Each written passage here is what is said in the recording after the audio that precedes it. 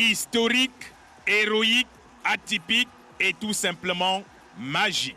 Voilà le champ lexical qui compose le parcours des éléphants, qui a rendu la 34e édition de la Coupe d'Afrique des Nations exceptionnelle. La Côte d'Ivoire qui prend les devants. La Côte d'Ivoire dans sa finale sous la pression de Sébastien Haller. C'est William Troost-Ekong, je pense, qui commet l'irréparable. La Côte d'Ivoire est l'équipe qui a failli donner toutes les crises cardiaques à ses supporters. 4 remontadas, c'est du jamais vu depuis la création de la CAN. Cette équipe a su se surpasser pendant la compétition qui s'achève avec une avalanche de buts comme à l'ouverture. Les éléphants avaient décidément la clé d'ouverture et de fermeture de leur propre CAN. Hier, lors de la clôture du Festival du football africain, les éléphants ont démontré aux Nigérians qu'en Afrique, un enfant peut jouer avec les seins de sa mère, mais jamais avec les bijoux de famille de son père. Voilà donc l'oiseau qu'on aperçoit au ciel qui a voulu 2 fois d'affilée voler sous les oreilles de l'éléphant. Les Super Eagles n'avaient pas compris que chez nous, on ne tombe pas dans le même piège 2 fois. L'éléphant avait même déjà décidé, puisque dans cette CAN, tous les lions ont été chassés de la forêt tropicale de l'Afrique de l'Ouest. Il fallait donc qu'il démontre à toute l'Afrique qu'après le lion, l'éléphant est l'animal le plus costaud, le plus féroce et qui aime la riposte de toute la forêt africaine.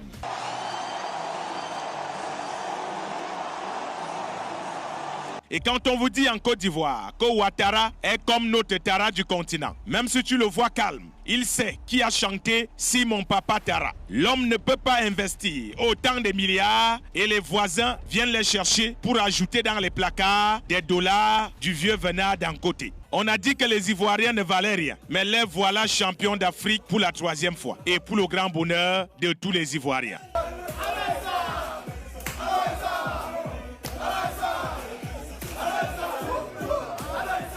Mais disons-nous les vérités, personne n'aurait pu prédire un tel spectacle au cours de cette CAN. Même dans nos imaginations les plus extraordinaires, personne ne voyait la Côte d'Ivoire faire un comeback historique qui rend davantage cette CAN angélique. Nous étions donc le 13 janvier dernier, lorsque la Côte d'Ivoire partageait ses us et coutumes à travers le monde. Cette cérémonie d'ouverture, que beaucoup ont vite fait de critiquer en disant qu'elle était en dessus de ceinture. Et hier, lors du bouquet final, la Côte d'Ivoire a remis ça.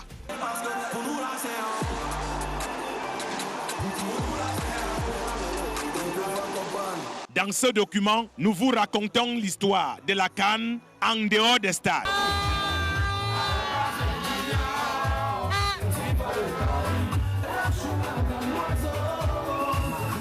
Le 13 janvier 2024, l'Afrique se réunissait au stade des Bimpe pour chanter à l'unisson l'amour du football de notre continent. Le vrai, l'Afrique des peuples, fier des peuples solidaires, fier d'être un continent solidaire. Même si beaucoup de couples sont repartis célibataires, parce que la Côte d'Ivoire a tout prévu lors de cette CAN. Des artistes, des fantaisistes, des comiques, des animateurs aux influenceurs, en passant par les jet-setters jusqu'aux filles qui ont retapé tout neuf leurs amortisseurs des roues de l'arrière pour servir de ce que de droit à qui de droit. C'est aussi ça, la fête du football chez nous, chez vous en Afrique. La CAN nous a servi la bière.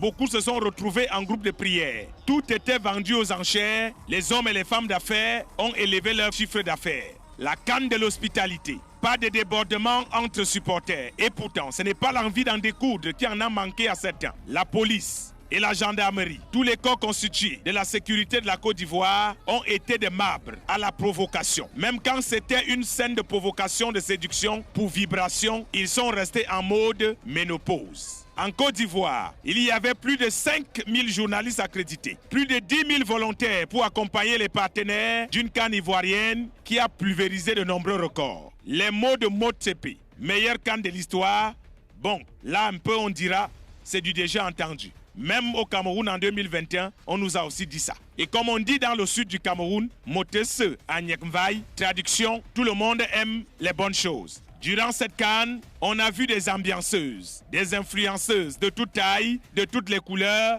des rondeurs, parfois avec trop de profondeur. Tant pis pour ceux qui n'avaient pas de la hauteur. Et on n'oubliera pas de dire un merci à tous les éboueurs, jusqu'aux sauveteurs et même les apacheurs, même ceux qui ont joué les soutireurs, chacun sait d'où venait son bonheur. Une sécurité en toute sérénité qui a su contenir même la sexualité de ceux qui voulaient juste une nuitée. Une compétition de titans au pays des éléphants conquérants, séduisant même l'Occident qui, à l'espace d'un temps, cessait de se mêler des affaires du Moyen-Orient. Ado nous a tous mis le dos au sol avec ses somptueuses infrastructures. Disons-nous les vérités, Ado tu es bon. Et c'est sans flagronnerie. La CAN a eu quelques pannes, notamment les billets. On a d'abord cru à un complot de mafieux, mais les membres du gouvernement Mambri ont dit que ce sera réglé avant la finale à Ebimpe. Une terre d'hospitalité devenue aujourd'hui terre d'opportunité. 24 équipes qui avaient en commun le même but que celui inscrit par Sébastien Haller à la 85e minute en finale. Quelle belle histoire de cette CAN.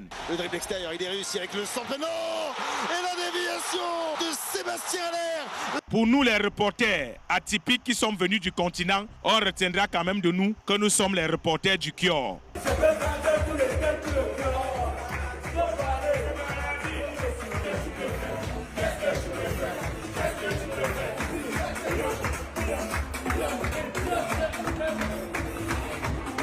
Cette CAN nous aura enseigné la vie, l'humilité, la gaieté, la fraternité et la familiarité. Merci à toute l'Afrique, merci à la Côte d'Ivoire et comme ils disent ici eux-mêmes, à Kwaba.